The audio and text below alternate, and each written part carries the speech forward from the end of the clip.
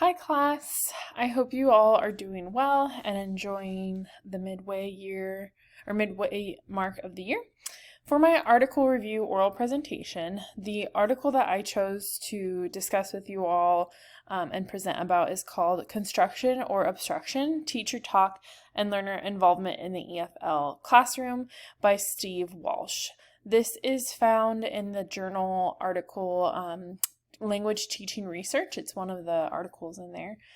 And so that is the one that I'm going to go a bit more into discussion about. So the main concern that Steve Walsh presented in this article is that teachers often dominate the classroom discourse and discussion, and this causes students to not have enough use of the target language in the class. So this study specifically explores how teachers and students interact in English as a foreign language in their classroom. And in many lessons, the teacher controls the topics, asks most of the questions, and speak or lecture for a long period of time. And in turn, it limits students' chances to speak, respond, or ask questions in the target language. So this was a big concern that Walsh had just in general at different points, and speaking with different professionals about it. That was something that he saw and wanted to research more about. So, why the concern matters? Well, oral language use is essential for fluency. Limited speaking or chances to practice speaking leads to low confidence and limited growth. So, without regular speaking opportunities, students struggle to develop fluency and confidence.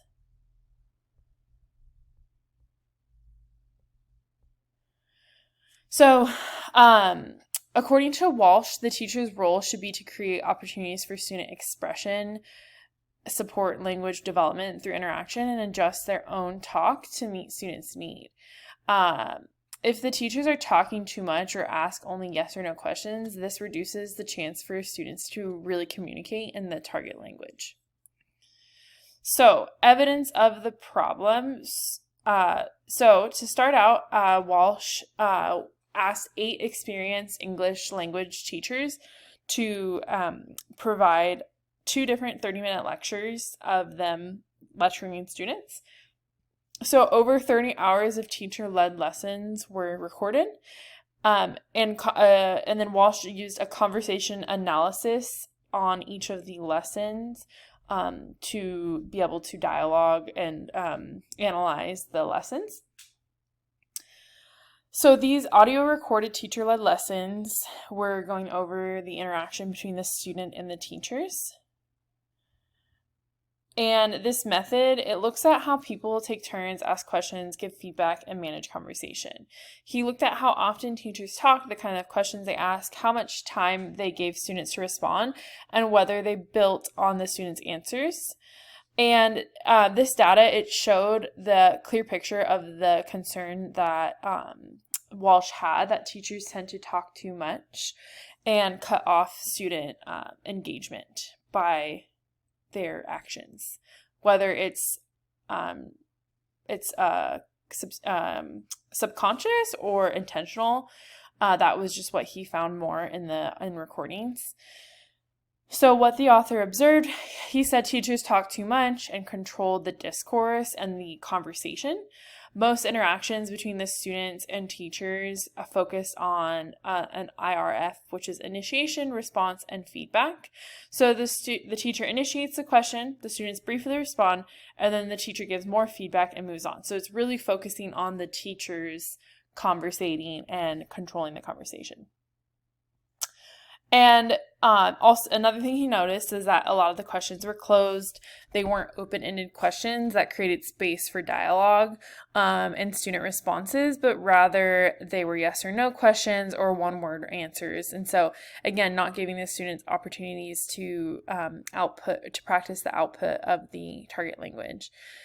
And finally, the teachers often interrupted or rephrased students' responses for them. So they were correcting too quickly or moving on to a new topic before the students really were able to process and process the error. And so these moments he saw were difficult because it shuts down deeper thinking and real language use. All of these are what he calls obstructive talk by the teacher. So one one teacher that he did find that did a good job at constructive teacher talk is one who used student-centered techniques, and he could see in the dialogue in the classroom that the teacher gave open-ended questions. He also gave students time to think and respond, and encouraged students to elaborate on their discussion as opposed to coming up with the answer for them. Instead of correcting quickly, the teacher offered prompts, follow-ups, and feedback that extended the conversation. And this led to more meaningful student responses, longer speaking times, which in turn causes more use of the target language, and students had room to develop their ideas and use the language actively. So how did Walsh have fair and accurate results? So he used different recordings from 8 teachers, and this provided over 30 lesson segments that he was looking at. And he also applied the conversation analysis method consistently across the different recordings. And he pulled from students that had at least 3 years of experience, so making sure that it wasn't a very experienced teacher with a new teacher. They all had at least 3 years of experience, and he used consistent guidelines for the data collection and applied an analytic method to all the transcripts, and he also gave the same guidelines to all of the teachers. So he didn't ask for one to make sure that they're doing more student-centered teachings. He gave the same guidelines to the teachers. So he was transparent in both effective and less effective practices, and this made his findings credible and useful. So how the practice changed. So what Walsh observed in the 2 different types of teaching is that the findings was that gave in suggestions for improving the teacher talk to make it more effective in the classroom. So he suggested that students should reduce teacher talk and increase student interaction, as well as promote the use of open-ended questions and wait time. So teachers were encouraged to reflect on their own teaching patterns and reduce the amount of interruptions, which also will give the students more time to respond and self-correct.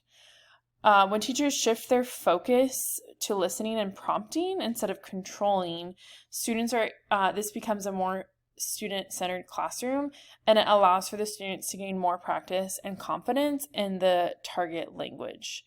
So these were the different findings and how Walsh recommends to input the changes into teaching to teaching a different foreign language or a second language. So the connection to my research. So while Walsh focuses on English, you can also apply this to language learning, just general language learning, or the second language learning acquisition. So my research specifically focuses on increasing student speaking. In my case, though, it is increasing Spanish speaking in the classroom. So we're still wanting students to be comfortable with the increasing of Spanish use. Walsh's work shows teacher behavior as well, how that impacts fluency. So that is something else that I'm focusing on, is seeing what strategies and how using 90% or more in the Spanish classroom increases or impacts fluency. These findings help me reflect on my own talk patterns. So this was just a really great way of seeing how I can increase more student oral proficiency in my classroom.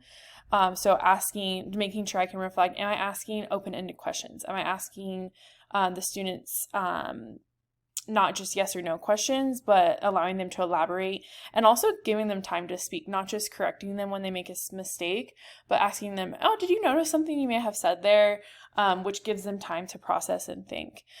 So this article gives me ideas for making and adjusting small changes that could lead to more improvement in my students' language use. So thank you for listening. I hope you guys enjoy the presentation.